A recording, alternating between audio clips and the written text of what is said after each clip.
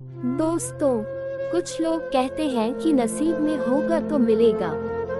कुछ लोगों का मानना है कि नसीब खुद बनाना पड़ता है। नसीब में ना मानने वालों की संख्या बहुत बड़ी है, लेकिन शायद उससे भी ज्यादा संख्या नसीब को मानने वालों की है। खासकर हमारे देश भारत में तो काफी ज्यादा है।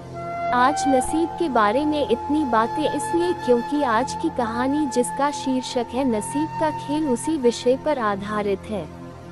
कई सालों पहले तीन दोस्त हुआ करते थे। दीपक, राजू और श्याम, ये तीनों के नाम थे।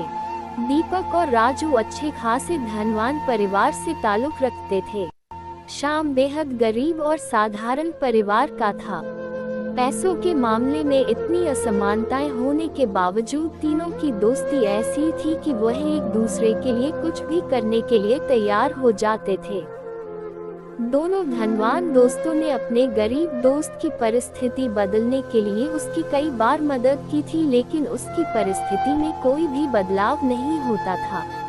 वह कहते हैं ना कि समय से पहले और नसीब से ज्यादा किसी को कुछ नहीं मिलता। बस ऐसा ही कुछ श्याम के साथ होता था। तीनों ही जवान हो गए। दोनों धनवान दोस्त अपना अपना व्यापार अच्छे से करने लगे और पहले से भी ज्यादा धनवान बनते चले गए। श्याम की हालत बद से बदतर होती गई। अपने दोस्त की बिगड़ती हुई हालत देखकर दीपक और राजू ने उसके लिए कुछ करने का फैसला किया। दोनों ने 100 सोने के सिक्के एक थैली में रखे और श्याम को देते हुए कहा, तुम इनसे कोई व्यापार शुरू करो और पैसे कमाओ और अपनी गरीबी दूर करो। श्याम ने उन 200 सिक्कों में से 5 सिक्के घर खर्च के लिए निकाले और बाकी के 195 सिक्के अपनी पगड़ी में बांधकर शहर की तरफ जाने लगा, ताकि वहां जाकर व्यापार के लिए कुछ जरूरी चीजें ला सके। वो गांव से कुछ दूर ही पहुंचा था कि आसमान से एक चील उड़ती हुई आई और उसकी पगड़ी उड़ा कर ले गई। श्याम ने उसका काफी पीछा किया, लेकिन चील इतनी ऊंची और तेज उड़ी कि उसको आखिरकार हार मानकर अपने घर लौटना पड़ा। कुछ दिन बीतने के बाद जब दीपक और राजू श्याम की हालत का जायजा लेने के लिए उसके घर गए तो उन्हें श्याम की हालत में रत्ती भर का भी फर्क नजर नहीं आया। पूछने पर श्याम ने सारी हकीकत दोनों को बता दी। राजू को उसकी बातों पर भरोसा नहीं हुआ, लेकिन दीपक ने उसका विश्वास कर लिया। दीपक ने फिर से उसे 200 सोने के सिक्के दिए और बोला, फिर से कोशिश करो। दीपक और राजू के जाने के बाद श्याम ने सोचा कि अभी काफी रात हो गई है, इसलिए सिक्कों को कहीं छुपा देता हूँ ताकि कोई चोर उन्हें चुरा ना सके। कल शहर जाकर कोई धंधा शुरू करूंगा। उसने उन सिक्कों को अपने घर में रखी भूसे की एक टोकरी में छुपा दिया। शाम सुबह नींद से जागा और सीधा उस भूसे की टोकरी की तरफ गया जहां उसने सिक्के छुपाए थे। उसने घर में काफी ढूंढा, लेकिन उसे वह भूसे की टोकरी कहीं नहीं दिखाई दी। उसने अपनी माँ से पूछा तो माँ ने बताया कि उसे सब्जी खरीदनी थी और घर में पैसे नहीं थे, इसलिए उसने उस भूसे की टोकरी के बदले सब्जी खरीद ली। शाम आखिर करता भी क्या, वह अपनी किस्मत को कोसता रह गया। फिर से कुछ दिनों बाद दीपक और राजू श्याम को मिलने आए, तब भी उन्हें उसकी की परिस्थिति बदली हुई नजर नहीं आई, बल्कि इस बार तो उसकी हालत और ज्यादा खराब हो गई थी। उसके कपड़े फट चुके थे और घर में कपड़े सीने के लिए सुई तक नहीं थी। दीपक और राजू के पूछने से पहले ही श्याम ने अपने साथ घटित हुई घटना के बारे में सब कुछ सच सच दोनों को बता दिया। वह बोला कि तुम लोग मेरी मदद करना छोड़ दो।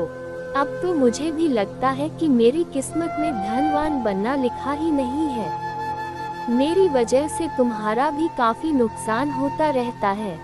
राजू को अपने दोस्त की ऐसी हालत देख उस पर दया आ गई, लेकिन वह जानता था कि वह चाहे कितनी भी उसकी मदद करने की कोशिश करे, उसका परिणाम बिल्कुल निष्फल रहता है। इसलिए वह तुरंत बाजार जाकर एक सुई खरीद कर लाया और उसने श्याम को वह सुई दे दी। राजू और दीपक के जाने के बाद श्याम ने अपनी माँ से कहकर अपने फटे कपड़े सिलवा लिए।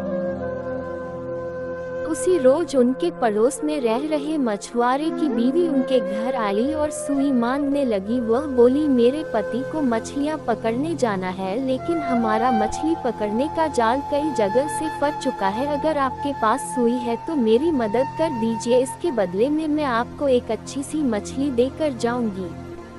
शाम की माँ ने उस महिला को सुई दे दी। अगले दिन वह महिला एक बड़ी सी मछली के साथ उनके घर आई और उन्हें धन्यवाद देते हुए सुई और मछली उनको देकर चली गई। श्याम की माँ ने जब मछली को पकाने के लिए काटना शुरू किया तो उसके पेट से चमकीला पत्थर निकला। श्याम को पत्थर कीमती जान पड़ा, इसलिए वह जौहरी के पास जाकर उसकी जांच कराई तो वो बेहद कीमती हीरा था। उसको बेचकर श्याम को 20,000 सोना मोहरे मिल गई। इतने सारे पैसे उसकी गरीबी दूर करने के लिए काफी थे। उन पैसों से उसने अपने लिए एक अच्छा घर खरीदा और काफी सारी खेती करने लायक जमीन और एक बगीचा भी। साथ में कई सारे गाय भैंस खरीदी ताकि दूध का व्यापार शुरू कर सके। हमेशा की तरह कुछ दिनों बाद जब उसके दोनों दोस्त राजू और दीपक उसे मिलने आए तो उसकी बदली हुई परिस्थिति देखकर दोनों दंग रह गए। इस बार दीपक को श्याम की बातों पर भरोसा नहीं हो रहा था। उसे लग रहा था कि जरूर उसी के दिए पैसों से श्याम ने तरक्की की है, लेकिन वह बताना नहीं चाहता।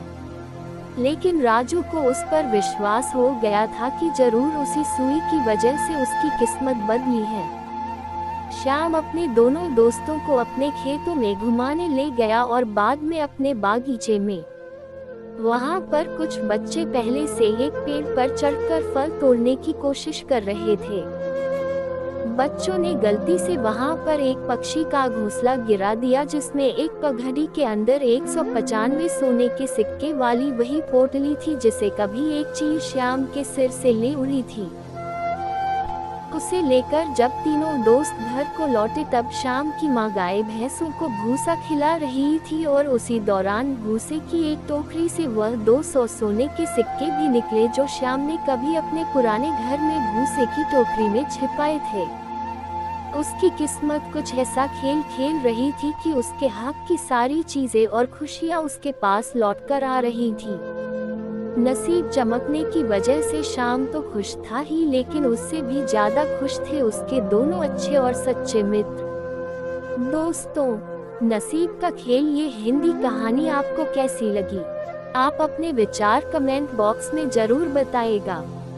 ऐसी और मजेदार प्रेरक कहानियाँ हर दिन सुनने के लिए आप हमारे चैनल को सब्सक्राइब करें और बेल आइकन घंटे को दबाना ना भूलें, जिससे हमारी अच्छी वीडियो सबसे पहले आपको मिलेंगी। धन्यवाद।